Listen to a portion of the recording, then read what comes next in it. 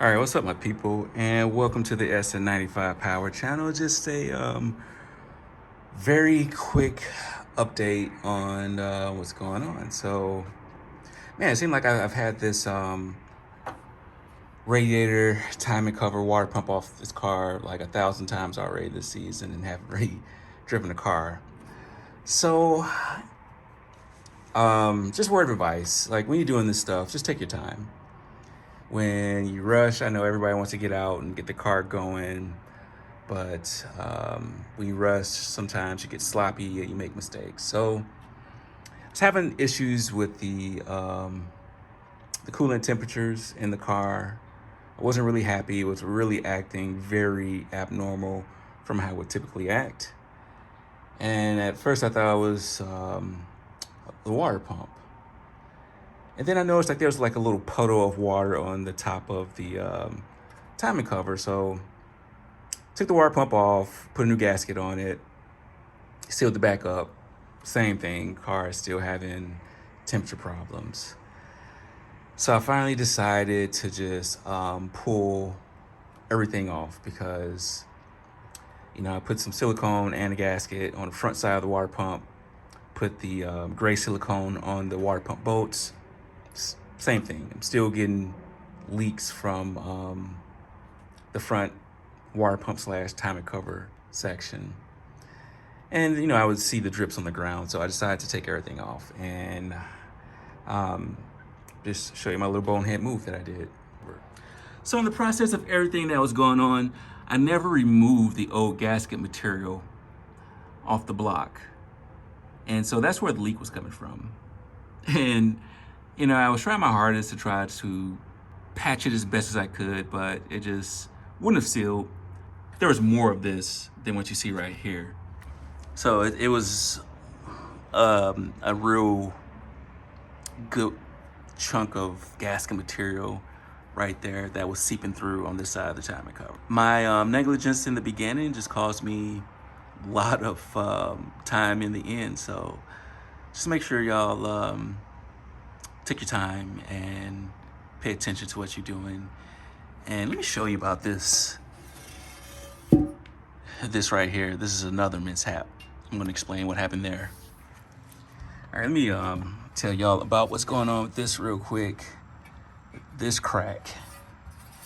And what had happened, I caught myself grinding this off just a little bit for clearance with the 1.7 rocker arms, but obviously, I didn't grind it off enough, and I think that's why I was having some issues with my air-fuel ratio going bunkers, because this was basically a vacuum leak in the system that it was seeing.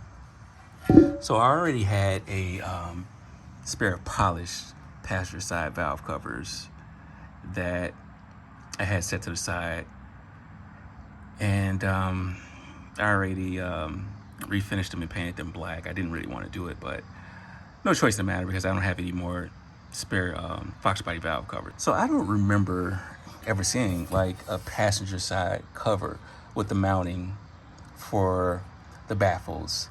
So if any of you've seen that before, leave a comment down below and tell me what year Fox bodies have you seen this off of. Like I said, this is the driver's side valve cover, and it has basically the mounting plate for the baffle. All right, so we got everything back together. I'm thinking about taking this car out for a spin. Maybe if you guys go ahead and hit that subscribe button down there, I'll take this out for a spin and see how it acts, and you guys can ride along with me. So if you go ahead and hit that subscribe button right now, I'll wait. Go ahead. Thank you. So let's go take this car out for a ride. All right, we got everything back together. We're gonna go for this first ride.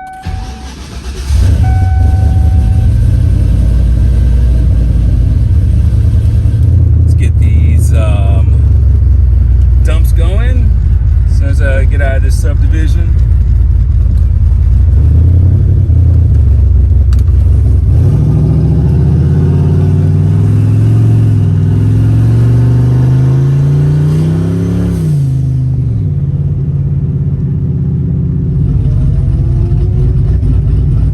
Let's see how this cooling system acts.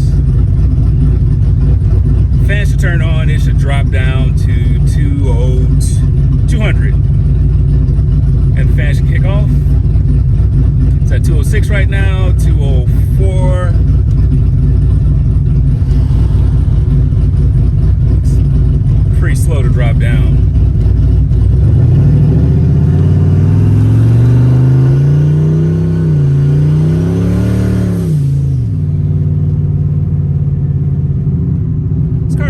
It's on like ice skates right now with these tires on here.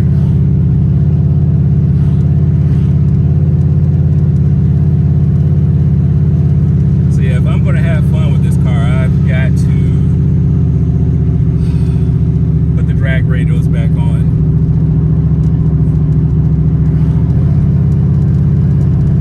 This is good data to send my tuner. The car is doing this cruise control again.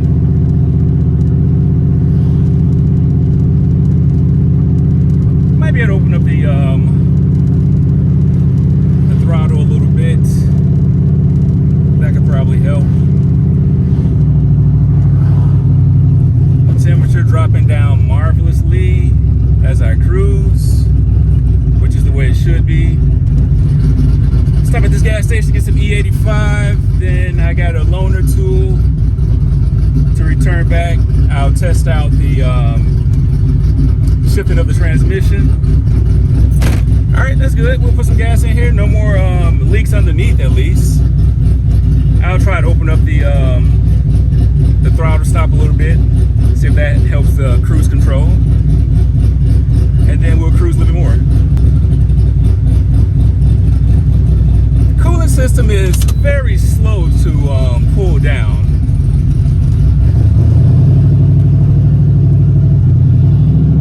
I thought it would pull down a lot faster than this.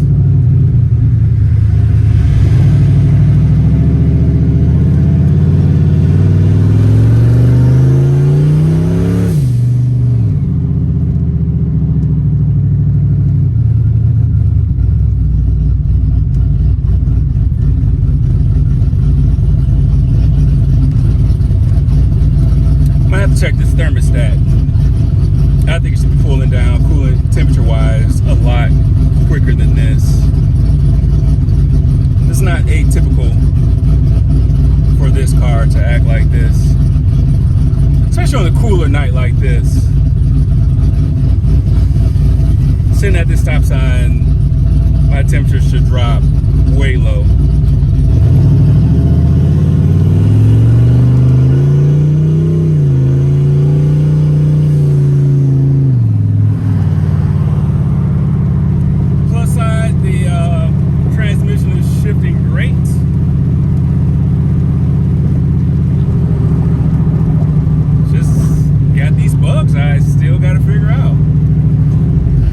Still smell a little oil. That could just be burning off from last time I took the car out.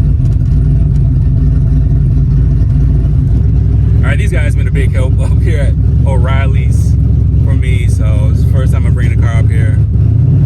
Hopefully they'll like it. Opened up the throttle stop just a hair. Sometimes that'll help with the what I like to call, or what my tuner likes to call, cruise control. And so that's a sensation when you are driving a car, you come off the gas pedal and the car keeps kind of pulling like you're still on the gas, or like you got the cruise control set. So that's a lot to do with the dash pod in your tune.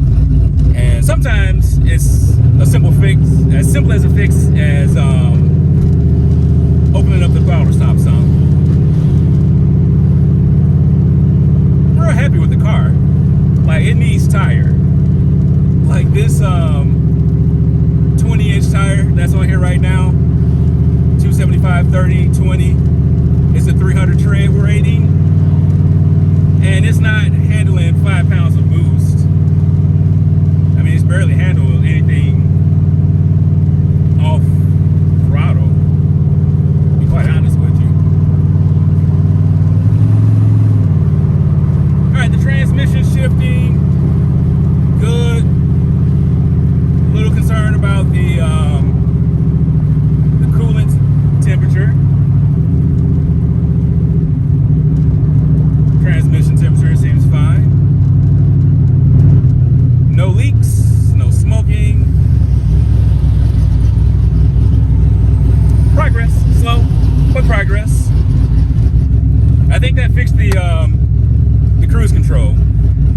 opening up that throttle stop just a little bit more.